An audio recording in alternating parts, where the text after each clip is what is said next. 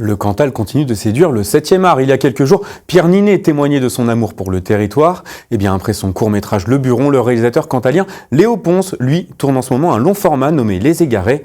Direction Le Falgoux avec Ambre Crozet et Lydie Rib.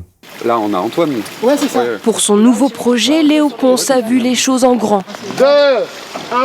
Action! Après la réussite de son dernier court-métrage Le Buron en 2023, c'est parti pour le tournage de son long format. L'histoire, c'est un groupe de randonneurs qui part dans les montagnes du Cantal. Ils se perdent et il leur arrive quelques péripéties. Cette fois-ci, il y a du monde sur le plateau du tournage, des figurants, une douzaine de comédiens et des assistants réalisateurs.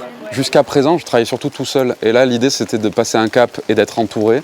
Et c'est pas facile de déléguer, mais je pense que c'est ce qu'il faut faire si on veut arriver vraiment à franchir un palier en termes de qualité. Et on a aussi beaucoup de comédiens. Et donc tout ça, c'est un tout en fait. Un tournage, un film, c'est toute une équipe. Et donc c'est pas seulement moi. Dans son équipe, il y a Antoine, un des acteurs principaux du film.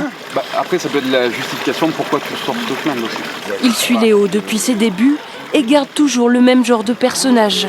C'est une sorte de personnage tellurique, enfin une sorte d'élément, c'est presque pas un magicien, mais un chaman qui est relié à tous les éléments magiques du terroir cantalou.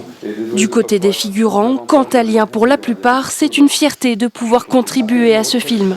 C'est quand même une très belle région, alors ça on est assez fiers de ça, mais en plus si on rajoute qu'un Cantalien fait un film dans le Cantal, alors là c'est plutôt super. Encore une vingtaine de jours dans les monts du Cantal pour tourner ce long métrage que Léo Ponce espère voir sortir pour la fin 2026.